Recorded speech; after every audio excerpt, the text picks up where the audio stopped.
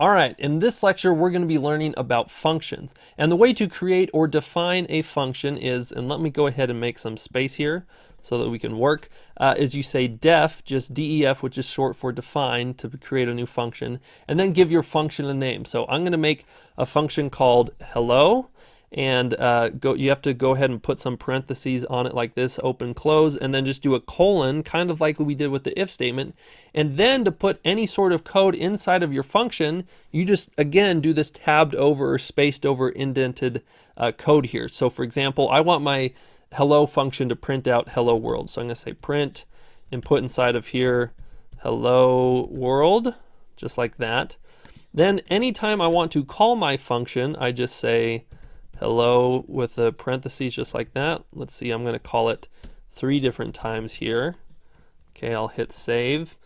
Let's go ahead and run this in the terminal, and look at that, it says hello world 3 times. So just like the if statement, anything that you want to be inside of this hello function, it's got to be indented over. So if we want a couple of different lines inside of here to say like hello world, hello dog, hello cat, I don't know, just kind of weird example. We'll go ahead and save this, hit run, and look, it prints out all those different lines there. So anything that's indented over in this function, and you can see when we're calling the function, we have this all the way over on the left, so it's not inside of the function anymore.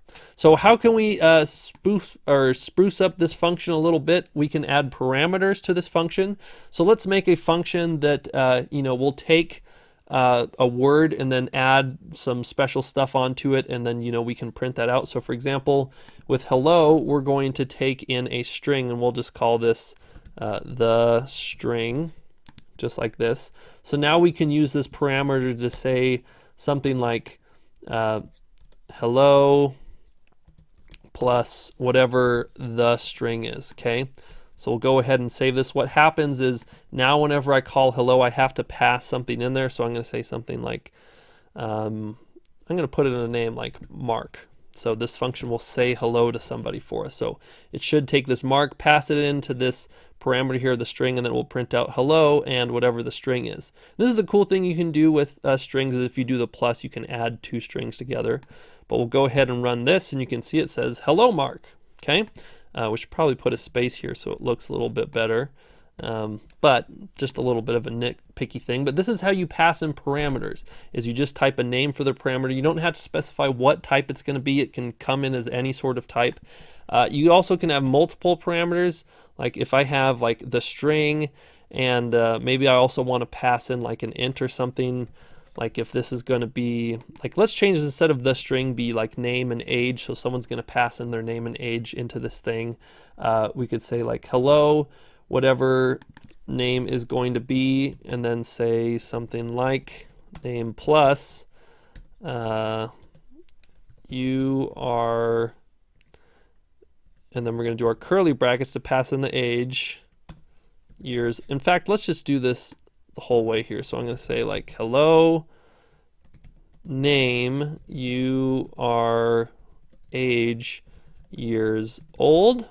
Then we're going to do our dot format thing, right, to pass in some information. So I'm going to pass in name and age, just like this. So now if I call this function and pass in Mark, comma, and some number like 17, look what happens when we run this. Hello, Mark, you are 17 years old. So you see what's going on here?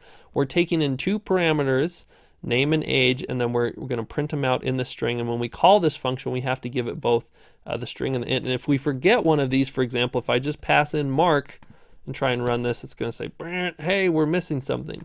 So if you want to, you can have default values for these parameters. For example, I can say the default value for age is going to be equal to 0.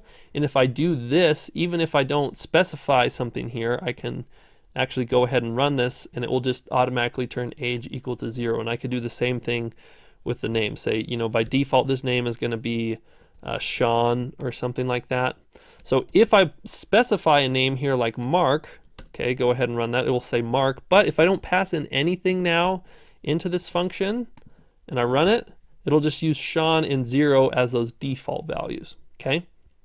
So that's how you can take in some parameters into a function. Now, if you want to return something from a function, it's really simple. Let's go ahead and just return this string. So instead of printing it, we want to return it. And all you just do is return space.